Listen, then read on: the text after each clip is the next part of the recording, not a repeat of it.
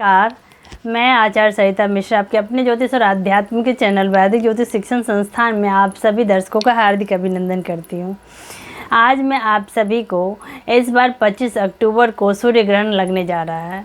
इस सूर्य ग्रहण का प्रभाव देश दुनिया पे क्या पड़ने वाला है, इसकी समय अवधि क्या रहने वाली है, इसका सूतक काल कब रहने वाला है, सूतक काल के दौरान हमें किन बातों की सावधानी बरतनी चाहिए और सूर्य ग्रहण से यह सूर्य ग्रहण कहाँ कहाँ दिखाई देगा, इन सभी के बारे में मैं आज आपको विस्तार से जानकारी दूंगी। तो कार्यक्रम आप सभी के लिए बहुत ही खास है, तो बिना स्किप के लास्ट तक देखिए। यदि आपको मेरा ज्योतिष संबंधी कार्यक्रम पसंद आ रहा है तो मेरे वीडियो को लाइक करें, चैनल पर यदि पहली बार आए चैनल को सब्सक्राइब कर ले, बेल आइकन को प्रेस कर ले, कमेंट में जाके आप कमेंट भी कर सकते हैं। तो चलिए इसी के साथ हम जानते हैं कि इस बार 25 अक्टूबर को सूर्य ग्रहण पड़ने जा रहा है, इसमें क्या सब खास बातें हैं, आइए इसको समझते हैं। हिंदू परंपरा में ग्रहण का महत्वपूर्ण स्थान है। जैसा कि हम सभी जानते हैं कि ग्रहण दो प्रकार के होते हैं, सूर्य ग्रहण और दूसरा चंद्र ग्रहण। सूर्य ग्रहण और चंद्र ग्रहण भी मुख्यतः दो प्रकार के होते हैं, एक खग्रास और दूसरा खंडग्रास। जब ग्रहण पूर्ण रूप से दृश्यमान होता है तो उसे खग्रास, और जब ग्रहण कुछ मात्रा में दृश्यमान होता है तो उसे खंडग्रास ग्रहण कहा जाता है। तो आइए जानते हैं कि कार्तिक अमावस को होगा खंडग्रास, इसकी समय अवधि क्या है, आइए इसको जानते हैं। 25 अक्टूबर 2022 कार्तिक मास की अमावस मंगलवार के दिन खंडग्रास सूर्य ग्रहण लगने जा रहा है। इस ग्रहण का स्पर्श काल 4:31 से प्रारंभ होकर मध्य 5:14 और मोक्ष सायंकाल 5:57 तक होगा। सूतक काल की समय अवधि रहने वाली है, प्रातः 4:31 से प्रभावी होगा। सूर्य ग्रहण का राशियों के ऊपर क्या प्रभाव होगा, आइए इसको जानते हैं। खंडग्रास सूर्य ग्रहण का विभिन्न राशियों के ऊपर प्रभाव होता है। अशुभ राशि वाले जातक ग्रहण काल में जप दान ध्यान कर इस दुष्प्रभाव को कम कर सकते हैं अपने जीवन में। आइए जान लेते हैं कि यह सूर्य ग्रहण किन राशियों के लिए शुभ परिणाम लेगा, किसके लिए अशुभ रहेगा और किसके लिए मिश्रित परिणाम लेके आएगा। आइए इसको समझते हैं। इस क्रम में सर्वप्रथम वृषभ राशि, सिंह राशि, धनु राशि और मकर राशि के जातकों के लिए यह सूर्य ग्रहण शुभ फल लेके आएगा। मेष राशि, मिथुन राशि, कन्या राशि और कुंभ राशि के जातकों के लिए यह सूर्य ग्रहण मध्यम फल लेके आएगा। और कर्क राशि, तुला राशि, वृश्चिक राशि और मीन राशि के जातकों के लिए यह सूर्य ग्रहण अशुभ परिणाम लेके आएगा। तो ऐसे जातकों को इस समय अवधि में दान ध्यान पूजा करने से इस सूर्य ग्रहण के अशुभ परिणाम से ऐसे जातक बच सकते हैं। सूर्य ग्रहण कहाँ दिखाई देगा, आइए जानते हैं। विदेश में ग्रहण यूरोप, उत्तरी अफ्रीका, मध्य पूर्व और पश्चिम एशिया के कुछ हिस्सों में दिखाई देगा। भारत में ये ग्रहण उत्तराखंड, पंजाब, दिल्ली, लेह, लद्दाख, जम्मू, श्रीनगर, गुजरात, राजस्थान, पश्चिमी मध्य प्रदेश में ये सूर्य ग्रहण दिखाई देगा। उड़ीसा, छत्तीसगढ़, झारखंड, तमिलनाडु, कर्नाटक, मुंबई, आंध्र प्रदेश, तेलंगाना, बंगाल और बिहार में कुछ देर के लिए ग्रहण दिखाई देगा। सूर्य ग्रहण 25 अक्टूबर मंगलवार के दिन तुला राशि में लगने जा रहा है। यह सूर्य ग्रहण भारत में दिखने वाला पहला सूर्य ग्रहण होगा। यह सूर्य ग्रहण 4 घंटे 3 मिनट का रहेगा। 2019-20 के बाद अब यह सबसे बड़ा भारत में सूर्य ग्रहण दिखने वाला है। 19-20 में जब सूर्य ग्रहण लगा था तो देश दुनिया पर इसका व्यापक असर देखने को मिला था। अब की बार लगने वाला सूर्य ग्रहण भी काफ़ी प्रभावशाली माना जा रहा है। यह सूर्य ग्रहण इसलिए भी महत्वपूर्ण है क्योंकि इसका सूतक दिवाली की रात से ही लग जाएगा, इसीलिए सूर्य ग्रहण का समय परमग्रास और सूतक का समय को विस्तार से समझ के इस समय ग्रहण संबंधित नियमों का पालन करने से हमारे जीवन में शुभ लाभ की प्राप्ति होगी। सूर्य ग्रहण की समय अवधि क्या है, आइए इसको समझते हैं। सूर्य ग्रहण का समय 25 अक्टूबर 2022 को सूर्य ग्रहण का प्रारंभ होने वाला है दोपहर 2:29 से। सूर्य ग्रहण का मध्य काल शाम के 4:30 तक रहने वाला है और सूर्य ग्रहण की समाप्ति 6:32 पे हो जाएगी। सूर्य ग्रहण की कुल अवधि रहने वाली है 4 घंटे 3 मिनट। भारत में सूर्य ग्रहण का मोक्ष होने से पहले ही सूर्यास्त हो जाएगा, इसीलिए भारत में सूर्यास्त ही सूर्य ग्रहण का मोक्ष माना जाएगा। ग्रहण का सूतक काल क्या है, आइए जानते हैं।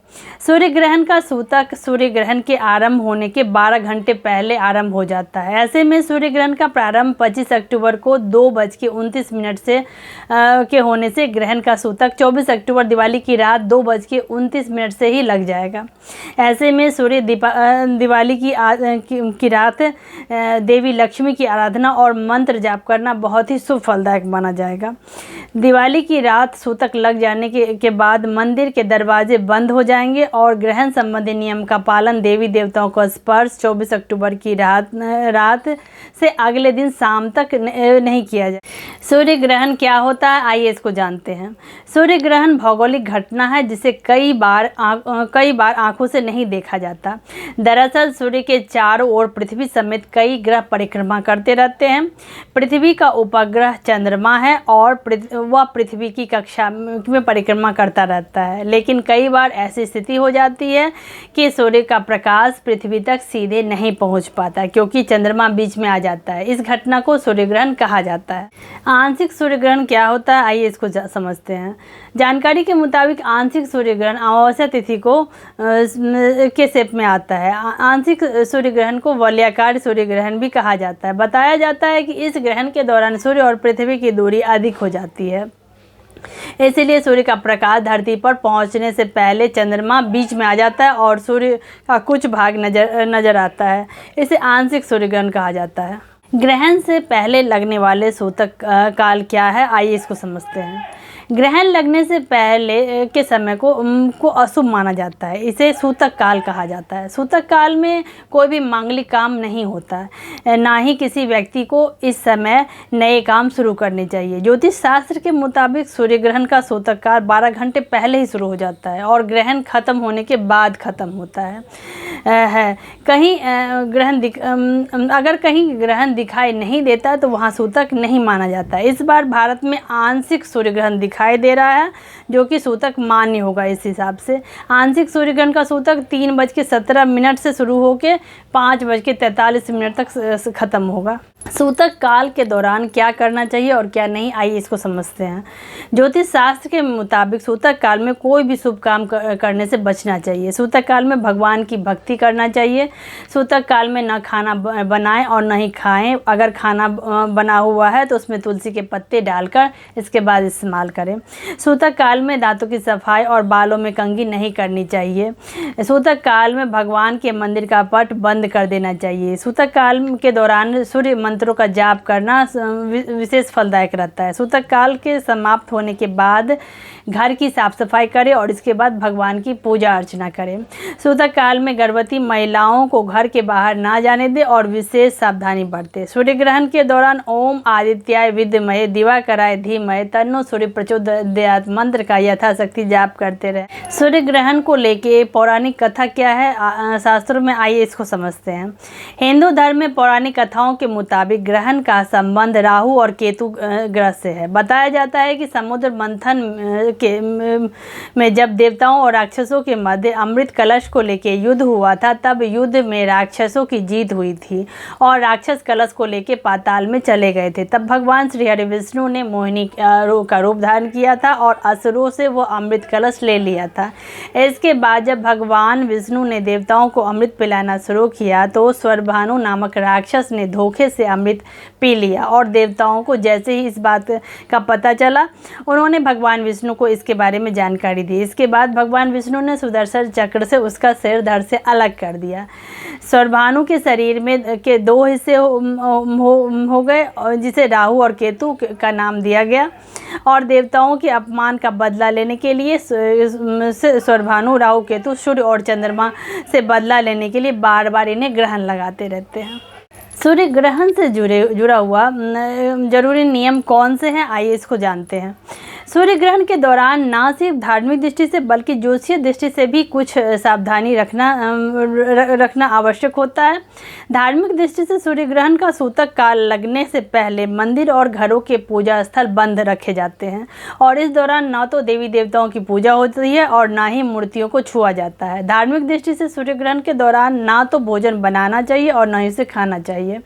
ऐसे में यदि संभव हो तो बच्चे, बीमार और बुजुर्ग व्यक्ति को ग्रहण काल के से 2 घंटे पूर्व भोजन कर लेना चाहिए। सूर्य ग्रहण में भले ही देवी देवताओं की पूजा करना, उनकी मूर्ति को छूना, स्पर्श करना की मनाही है, लेकिन उस समय जप और कीर्तन के लिए अत्यंत शुभ माना जाता है। ऐसे में सूर्य ग्रहण के दौरान विशेष रूप से अपने इष्ट देवता के मंत्रों का जप और ध्यान करना चाहिए।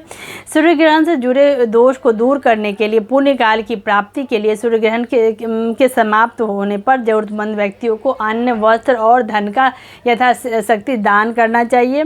सूर्य ग्रहण के खत्म होने के बाद यदि संभव हो तो नदी, सरोवर, समुद्र, तीर्थ में जाकर स्नान करना चाहिए और यदि ना संभव हो तो घर पे ही पवित्र नदियों का जल पानी में मिला के फिर उनका ध्यान करके स्नान करना चाहिए। सूर्य ग्रहण के बाद जब स्नान कर ले तो इसके बाद पूरे घर में पूजा स्थल में गंगाजल से छिड़काव करके शुद्धिकरण कर ले। सूर्य ग्रहण के बाद क्या करना चाहिए, आइए जानते हैं। सूर्य ग्रहण लगभग पूरे भारत में दिखाई देगा। धार्मिक शास्त्रों के अनुसार सूर्य ग्रहण के तुरंत बाद लोगों को स्नान करने के बाद जप और पूजा पाठ करना चाहिए। इसके अलावा कार्तिक मास की अमावस्या को सूर्य ग्रहण घटित होने से इस दिन तीर्थ स्थान दान करने का विशेष महत्व होगा। शास्त्रों में बताया गया है कि इस तरह की गतिविधियों के बाद मनुष्य का शरीर अपवित्र हो जाता है, इसीलिए स्नान करना बेहद ज़रूरी माना जाता है। दरअसल धार्मिक मान्यता कहती है कि सूर्य ग्रहण राहु और केतु के कारण लगता है, इससे नकारात्मक ऊर्जा का प्रभाव बढ़ जाता है, इसीलिए ग्रहण के बाद स्नान अवश्य ही करें। गर्भवती महिलाओं को कुश और गंगाजल अपने पास रखना चाहिए। ये क्या है, आइए इसको समझते हैं। धर्मशास्त्र के अनुसार सूतक काल और ग्रहण काल में बालक, वृद्ध और रोगी को छोड़कर अन्य को भोजन नहीं करना चाहिए। इस दौरान मंदिरों के पट भी बंद रहेंगे, लेकिन भक्तगण ओम नमो भगवते वासुदेवाय नमः मंत्र का 108 बार जाप कर सकते हैं। ग्रहण काल में गर्भवती महिलाओं को अपने पास कुश और गंगाजल रखना चाहिए।